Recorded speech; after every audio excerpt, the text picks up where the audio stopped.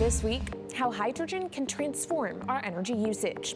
We'll look at why the universe's most abundant element could be a game changer in the climate revolution. Hydrogen technologies are not new. They are used in other sectors. We use them in space, on our rockets, and we don't need the laws of physics to change to be able to use hydrogen on our planes. From iron ore to green hydrogen, one of Australia's richest men tells us about his pivot to sustainable energy. Let's take action. It's practical, it's implementable. Let's do it now. Plus, the hydrogen revolution. We'll speak with the CEO of Italian utilities firm Snam about his new book and how green hydrogen could be competitive within 5 years. Costs are coming down and people are waking up to the fact that it's the only way to decarbonize certain sectors. From Bloomberg's global headquarters in New York, I'm Kaylee Lines, and this is Bloomberg Green.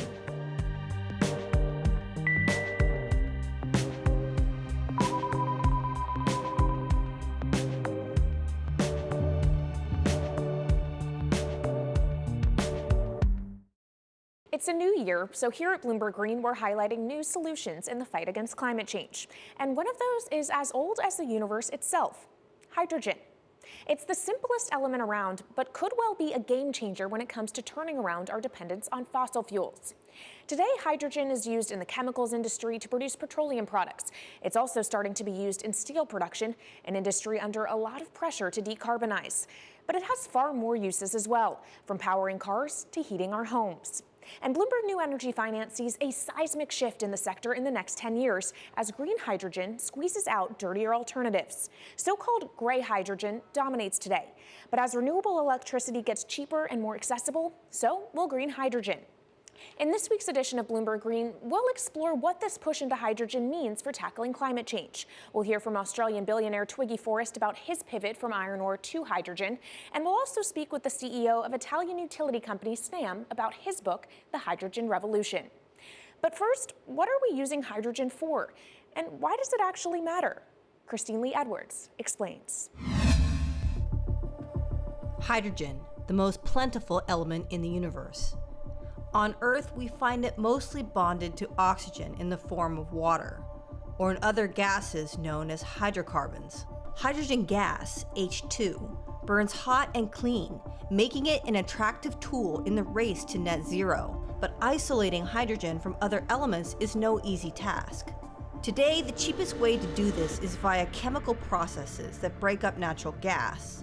This releases a lot of carbon dioxide. Another method is to use electricity to split water molecules in a process called electrolysis. Although there is no carbon byproduct, a lot of electricity is needed. And if this power comes from burning coal or gas, it negates the zero emissions goals of using hydrogen to begin with. Hydrogen produced in this way, powered by fossil fuels, is called gray hydrogen. If carbon capture and storage is used together with fossil fuels, then it becomes blue hydrogen. If nuclear power is used, it's called pink. And finally, green hydrogen is when it's produced via electrolysis and powered from renewable sources. This method is considered emissions-free. It's predicted that by the early 2030s, H2 made from renewables will be cheaper than that made from fossil fuels. But that hinges on the cost of electrolysis declining, which will be achieved through larger projects and an expansion of manufacturing.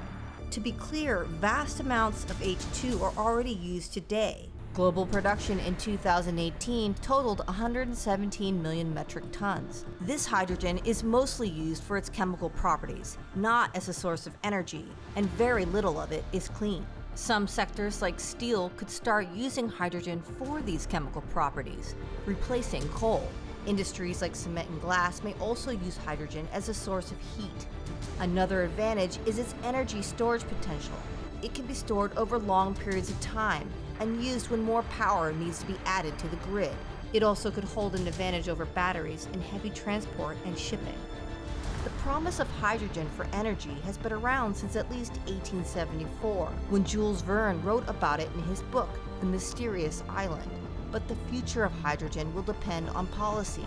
Countries with net zero targets, carbon pricing, and hydrogen strategies with investment mechanisms are likely to see the highest H2 demand.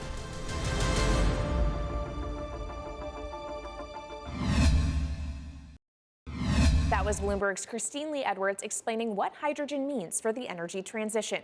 But how are businesses approaching the sector? Well, one of Australia's richest men is making a big play into hydrogen.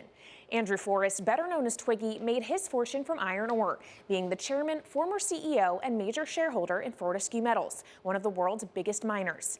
But after having made over $10 billion in profit from the metal in the last fiscal year, Twiggy wants to transform Fortescue into a clean energy company. He's been scouring the planet in search of investment opportunities in hydrogen and renewables. The firm plans to allocate up to 10% of its annual profits for green energy investments and is exploring projects across the globe, from Indonesia to Argentina. Francine Lacqua caught up with Twiggy Forrest. There's only one type of clean hydrogen, all the rest is dirty. Yeah. That is green. If you just say green hydrogen is clean, the rest is dirty, then you've actually nailed it. And anyone else who produces any other rubbish, any other argument, just look them in the eye and say, why is global warming accelerating if anything you're saying is true? And then you'll know, actually, it's greenwashing. Yeah, but there's a lot of greenwashing because I keep on being told it's a transition. We can't just, make the transition at a click of a finger. So what are we doing wrong? What can we do better? I don't remember the personal computer having to transition the typewriter. I really don't remember that.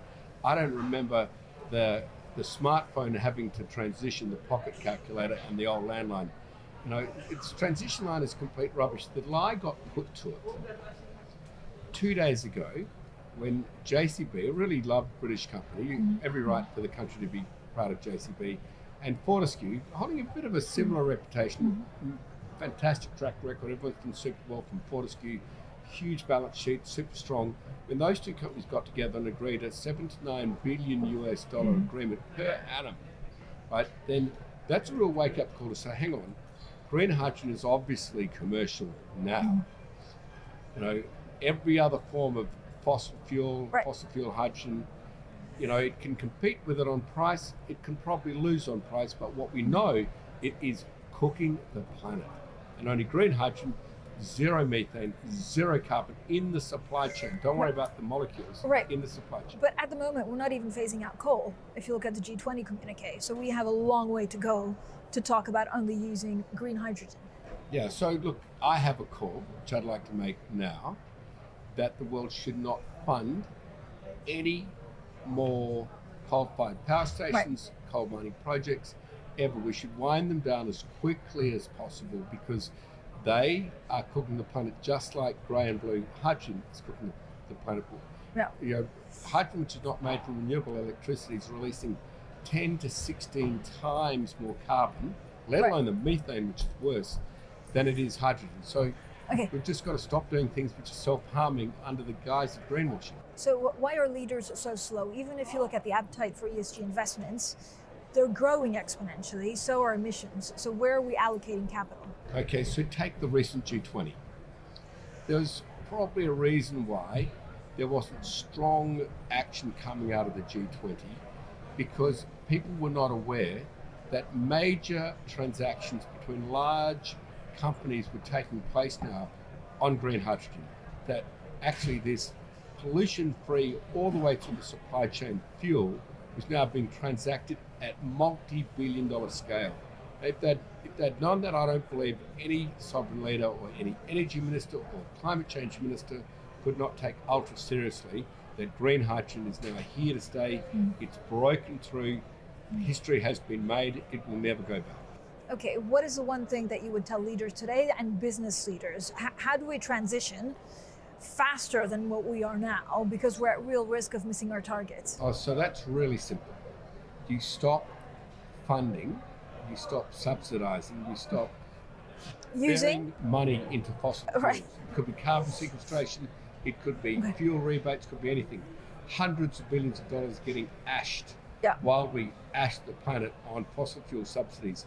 Because we haven't had that renewable electricity, we haven't had that green hydrogen, we've kind of been pushed down. It's all sorts of excuses. It'll never be commercial, it'll never be supplied in the quantities we need it, blah, blah, blah. Now we know, let's take action. It's practical, it's implementable, let's do it now. okay, if we do it now, is there going to be a shock to the energy system? Is there going to be a shock actually to economically? And is it worth, not talking about transition, just going from A to B? Yeah, it's a fantastic question. A to B is the solution. Let fossil fuels do what fossil fuels do. Just burn their coal, burn their oil, burn the gas. At least they're pumping up carbon and methane into the atmosphere honestly. Well, not that honest because they don't measure methane, which is 90 times worse than carbon. But at least the carbon is being done honestly. Encourage the green hydrogen sector to come in really fast. Okay, it's there. There's renewable power all over the world. We now know how to make electrolyzers much cheaper, like 25% of the original cost. We know how to do that now. We don't have an excuse to get into it. Does it need to be cheaper than oil and fossil fuel for it to be viable worldwide? Well, right now it is. Okay, so let's just swallow that bit of financial data. Right now it is cheaper, and it's getting more cheap. It's the only fuel you know Mr. Forrest, which is declining in value. You don't have enough of it, right, to power the world. Yes, that's only because we haven't had policies to support it. If we had policies to support it 5-10 years ago, it would be everywhere. You'd see the global warming budget start to come down. Yeah. Now, we've got 5 or 10 years to make a huge difference. I need policy leaders all over the world to appreciate now, okay, big business is transacting with green hydrogen in multi-billion-dollar agreements. We now know it's here and it's here to stay. Let's spread it everywhere. Coming up on the program, the hydrogen revolution. We'll speak with the CEO of Italian utility firm Snam about his new book and why he thinks green hydrogen will be competitive in just 5 years. Plus, how are airlines working to become more sustainable? We'll look at how Airbus plans to step up in the climate fight. This is Bloomberg Green.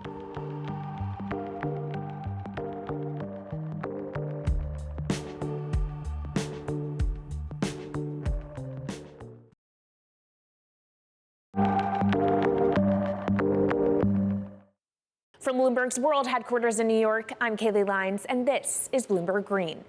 What will the world look like in 2050?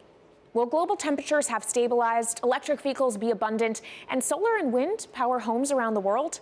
According to Marco Alvera, the CEO of Italian energy company Snam, that vision of the future could be a reality. And he says that hydrogen will pave its way. As he tells it in his new book, The Hydrogen Revolution, Alvera's moment of reckoning came in November 2018 when he tasked the Snam Scenarios team with studying how Europe could reduce its CO2 emissions to zero by 2050. Looking through the results of the study, Alvera said he was struck by how much hydrogen was in Europe's energy mix by that year. Beyond the abundance of hydrogen, the Snam model also predicted that it would be the cheapest form of decarbonized energy for many sectors, and that it could be cheaper than today's prices for oil, coal, and nuclear power. Our Maria Tadeo spoke with Alvera at COP26. It's happening all very fast. We see the cost of hydrogen coming down a lot. Hydrogen will play a big role in the energy mix. I don't know if it's going to be 15 or 25% of a fully decarbonized energy system, but it's going to be big.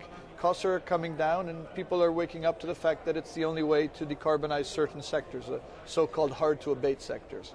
And you say it's the only way and the costs are coming down. Where do you see prices moving? Because a lot of the reticence at times has to do with the pricing, that some argue, well, it's still not the cheapest option on the market. So when I was first working in hydrogen in 2004, it was costing $1,000 per megawatt hour. 2010, 600. Today, 100, and we see it going down to 50 in 5 years' time, and to going down to $25 per megawatt hour in the next 10 years or so, which is a quarter of where it is today. That's really because renewable energy, and we're talking green hydrogen here, renewable energy costs are falling, but the cost of making the electrolyzer, which is the kit that you use to convert solar or wind energy and water into hydrogen, the cost of this kit is falling a lot because it doesn't really exist on an industrial scale. So as we build up capacity, we industrialize it, we standardize it, and we squeeze costs out. That's really the cost trajectory. And for that, of course, you need demand, however, for governments and also institutions to kind of buy into this idea that it is the future and we want to invest and create infrastructure. What are they telling you? When you speak to governments, when you speak to officials, are they keen on this? They're very keen. So the Department of Energy shares our view in the States of getting to below $1 a kilo, which is $25 a megawatt hour. The European Union has a hydrogen strategy, which is very clear, and several member states have the same. Chile wants to export a lot of hydrogen. China's big on hydrogen. Australia's very big on hydrogen. Japan is blending already hydrogen. So I would say the world is now really focused on this because it's the only way to store energy for a long period of time economically is to convert it into either a liquid or a gas. And of course you talk about the price, but the other big component is the volume. How big can you go? Where do you see that on a time scale? So wherever it's sunny or windy, you can produce very cheap hydrogen eventually. And so compared to oil and gas, which are concentrated in few parts of the world, it's going to be very democratic from that point of view. So every sunny place, every desert, every ocean wind can be turned into hydrogen that we can put on ships, in pipes, and really start trading it around the world. So it's going to happen a lot faster than a lot of people think. So, and when you say a lot faster, what is that in time? As I said, $50, which is essentially oil parity within 5 years. And then, depending on how quickly we ramp it up after that, we could get to $25, which is coal parity before the end of the decade. And in big scale. In big scale, because once you get to coal parity, that's the only way we're going to get China and India to stop burning new coal. We have businesses in China and in India, and I see a lot of hydrogen development, a lot of renewable development in both countries. The India announcement was incredibly strong on 2030. Some people were upset about the 2017 net zero deadline, but when it comes to 30, he announced a big, big commitment to get to 50% renewables. Were you surprised by it? I was surprised that they would make it so explicit, and even the net zero is a big thing for them. And so I think it will happen faster than 2070 because of the falling costs of renewable and hydrogen. India's burning 80 gigawatt of oil, of diesel, to keep the lights on. So there's an immediate opportunity there, and we're very interested in working in that country. And with regards to China, perhaps the fact that we haven't really seen them active, I guess the diplomats are working on this, but we haven't really seen the leadership. It's going to be technology, it's going to be industry. I think China has committed to a net zero, which is very important. At the G20, China was clearly behind the 1.5 degrees. So I think a lot has been achieved between the G20 and COP, and I think what's really important is to see in the coming years how quick it's in our hands to make part of this happen in 5 years, or it could otherwise happen in 15, 20 years. It's about building the project. The capital is there.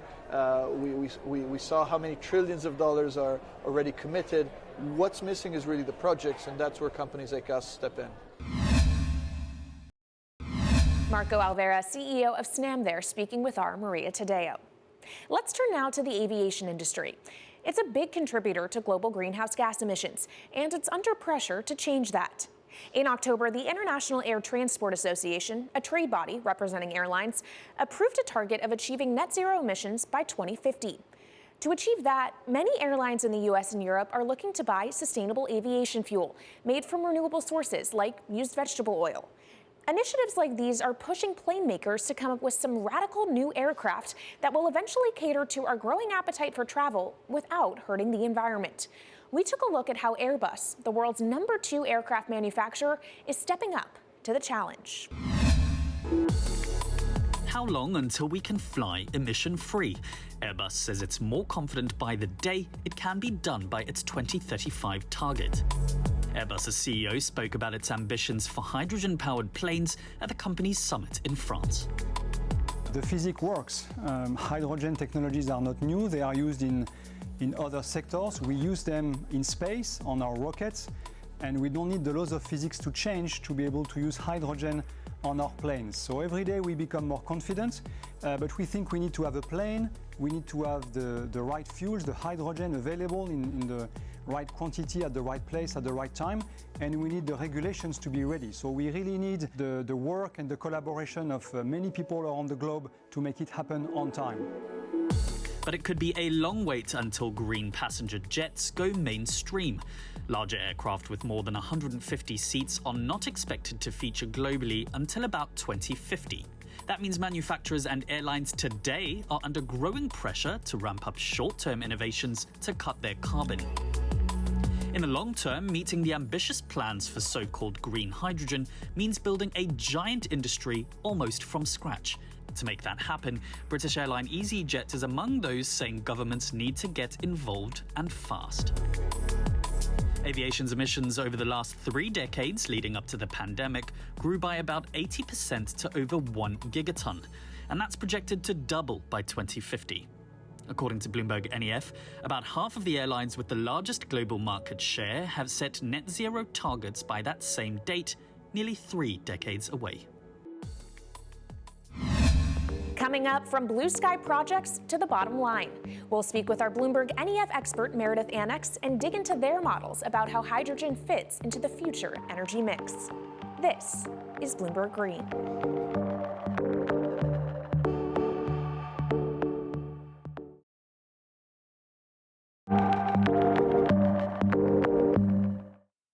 From Bloomberg's World Headquarters in New York, I'm Kaylee Lyons, and this is Bloomberg Green.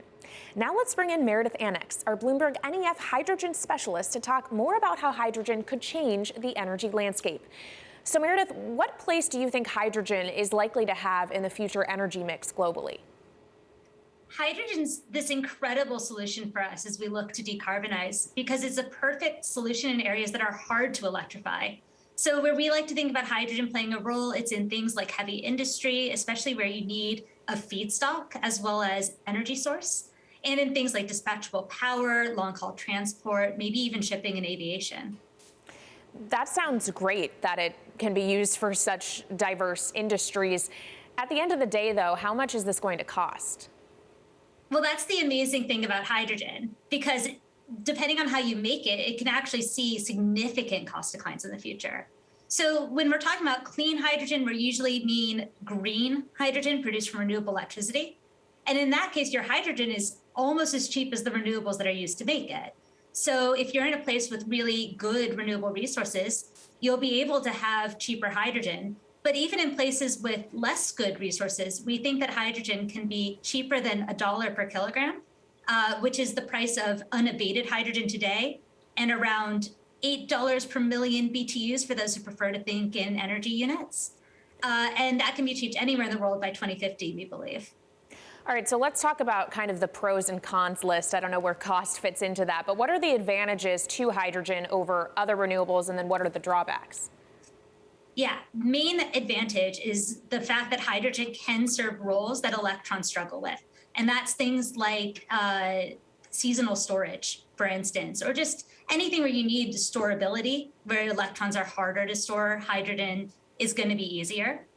That also leads to a downside, though, because hydrogen is less energy dense than the usual things that we use for storable energy today, like coal or oil or natural gas. So you will need more volume of storage to handle the same amount of energy. Let's talk about the viability as well and how it may differ in different geographies. What is your view on that? Yeah. So for green hydrogen, again, from renewable electricity, really places with the best renewable resources, things like Latin America or the Middle East, even Southern Europe, have really, really good potential for producing hydrogen. And then when you're looking at blue hydrogen, which is produced from natural gas or coal with carbon capture and storage, we do see that becoming more expensive than green hydrogen in the future, especially as renewable electricity costs come down. But that can be a viable option in places like the US Gulf Coast or Russia, where you've got good geological storage for the carbon, as well as ample natural gas that's quite cheap. All right, great breakdown. Thank you so much to our Meredith Annex, our BloombergNEF hydrogen specialist. And of course, you can get more from the BloombergNEF team on the terminal and online. And they've recently done a podcast called Hydrogen 101 as part of its Switched On series. So from iron ore titans pivoting to cleaner energy to talk of a hydrogen revolution, that's it from this week's edition of Bloomberg Green. We'll be back next week with a deep dive into the state of electric vehicles. And you can keep the conversation going by following us on YouTube, Instagram, and Twitter @Climate. I'm Kaylee Lyons from Bloomberg's World Headquarters in New York, and this is Bloomberg Green.